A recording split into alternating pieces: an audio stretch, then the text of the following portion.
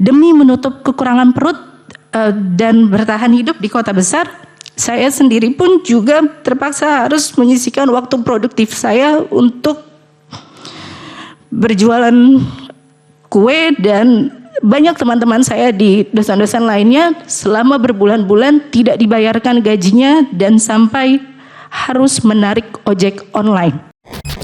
Di sini saya Dinda Dinanti selaku sebagai dosen tetap non PNS yang dimana tersisa di Fakultas Hukum Universitas UPN Veteran Jakarta, yang sebelumnya kami ada 150 orang, akan tetapi dengan alasan-alasan tertentu, baik dengan yang mengikuti P3K, kemudian juga ada yang meninggalkan kampus karena merasa terintimidasi, dan ada juga karena merasa kekurangan terkait dengan upah yang didapatkan, maka kami sekarang hanya tersisa 46 dosen saja.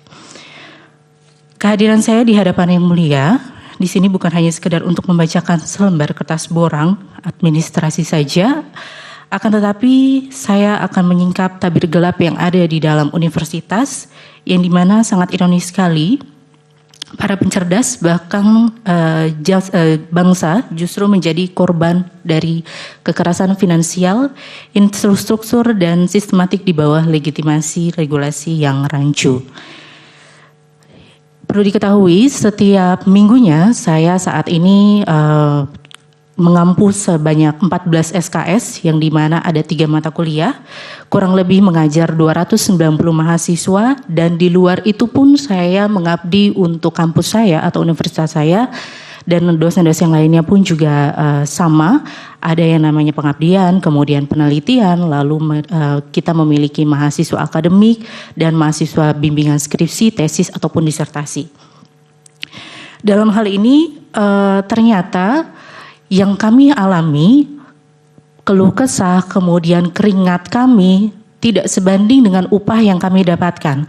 Sejujurnya di bulan ini pada tahun 2026, upah yang saya dapatkan secara bersih itu di angka 3.171.443, yang dimana di dalamnya itu terdapat gaji pokok, kemudian ada jabatan fungsional, serta juga ada uang beras. Kalau kita lihat dari angka 3,1 di kota Jakarta ataupun kota Depok, Jawa Barat, itu sangat-sangat miris sekali.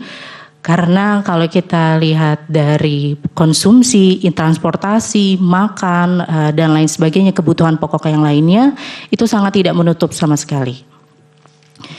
Saya bergabung di UPN itu 2011, dan saya adalah mahasiswa UPN Veteran Jakarta dari tahun 2011 sampai tahun 2017. 2017 saya bergabung sebagai asisten dosen, dan lalu kemudian di 2018 saya mengajukan menjadi dosen tetap di sana. Dan kenyataannya sampai pada detik ini 2026 saya tidak dapat serdos sama sekali. Entah apa alasan yang dimiliki oleh pimpinan ataupun instansi saya selalu tertahan di Pekerti, yang sebelumnya memang ada beberapa aturan dari Kemendikbud terkait dengan alasan-alasan untuk Pekerti atau syarat-syarat Pekerti yang belum saya penuhi.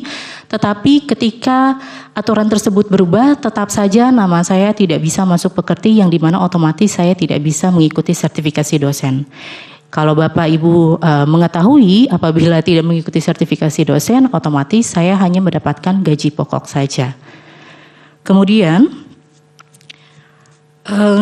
ketimbangan finansial ini semakin diperoleh oleh kebijakan administratif terkait dengan hak tunjangan, yang sebelumnya saya dan teman-teman di universitas mengalami terkait dengan gaji ke-13, kemudian ada juga THR, kemudian ada P1 dan P2 yang dimana tidak dibayarkan pada bulan kemarin. Jadi kami sangat-sangat menyayangkan sekali, dan banyak sekali upaya yang sudah kami lakukan, baik itu ke rektor, pimpinan, baik itu dekan juga, bagian keuangan, tetapi yang kami dapatkan hanya alasan-alasan yang bahwasanya kalian atau kami ini bukan ASN.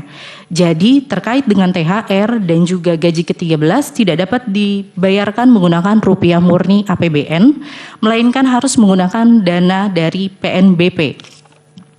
Ini mana di sini juga status kami berubah-berubah. Yang di 2018 saya sebagai calon dosen, kemudian di 2019 saya ditetapkan sebagai dosen tetap non-PNS, tetapi kemudian di 2025 saya ditetapkan sebagai dosen BLU. Yang dimana memang terkait dengan SK tersebut, sampai saat ini saya pun masih sangat mempertimbangkan terkait dengan hal itu, dan juga ternyata kenyataannya berkaitan dengan gaji ke-13, THR dan P1, P2 kemarin yang tidak dibayarkan kepada kami, para dosen-dosen yang tidak masuk ke dalam P3K ini, kami diminta untuk menandatangani terkait dengan surat pernyataan, yang dimana surat pernyataan tersebut menegaskan bahwasanya kami harus menjadi tenaga profesional untuk dapat menerima hak-hak tersebut. Benang merah dari seluruh kekacauan ini bermuara pada pengabaian atas Undang-Undang Nomor 14 Tahun 2005 tentang guru dan dosen, khususnya bab 2 pasal 3 yang menegaskan bahwa kedudukan dosen sebagai tenaga profesional berfungsi untuk meningkatkan martabat dan fungsi dosen sebagai agen pembelajaran.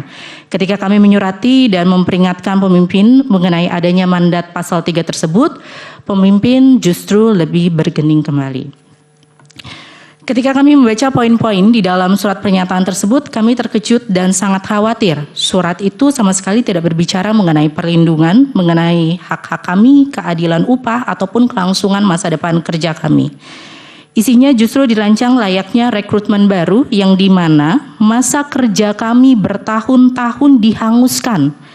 Jaminan masa depan kami ditiadakan dan marwah kami sebagai dosen tetap didegradasi. Lebih mengerikan lagi, surat pernyataan tersebut disertai dengan ancaman-ancaman yang intimidatif. Pimpinan menegaskan bahwa jika kami tidak bersedia menandatangani surat pernyataan tersebut, kami akan langsung diperhitungkan dan diturunkan statusnya menjadi dosen tetap atau honorer, yang upah bulanannya hanya akan dibayarkan secara eceran berdasarkan jumlah jam mengajar atau SKS. Yang mulia majelis hakim yang saya muliakan, ini merupakan salah satu contoh kekerasan finansial yang kami rasakan sebagai dosen, yang dimana kami diperas secara intelektual, ditekan secara psikologis melalui borang sister yang tertutup dan sering sekali error, lalu diancam akan dimiskinkan jika tidak tunduk pada kewenangan birokrasi kampus. Di dalam hal ini, di UPN masih terdapat sekitar 50 dosen tetap non-ASN yang mengabdi sekitar 6-10 tahun, yang dimana memang masih belum mendapatkan kepastian terkait dengan statusnya. Akibat dari kekerasan ekonomi ini, yang sangat destruktif bagi kehidupan nyata para dosen, demi menutup kekurangan perut dan bertahan hidup di kota besar, saya sendiri pun juga terpaksa harus menyisihkan waktu produktif saya untuk berjualan kue, dan banyak teman-teman saya di dosen-dosen lainnya selama berbulan-bulan tidak dibayarkan gajinya dan sampai harus menarik ojek online.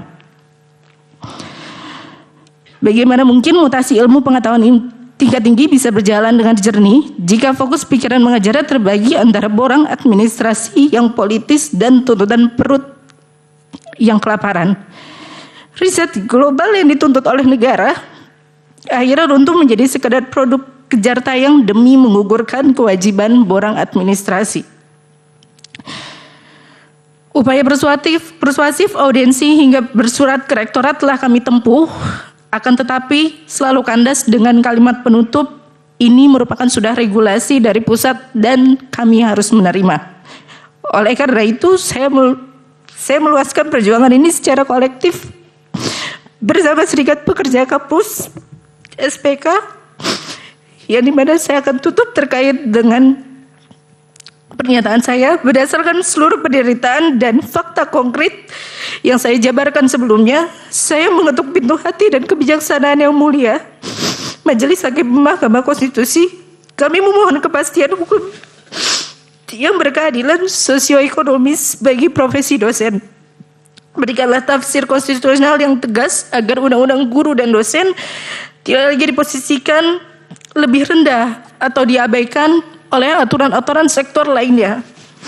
Tegaskanlah bahwa marwah kami sebagai dosen tetap yang berhak atas upah yang layak, jaminan sosial yang penuh, serta perlindungan hukum yang membebaskan kami dari segala bentuk intimidasi dan kekerasan finansial.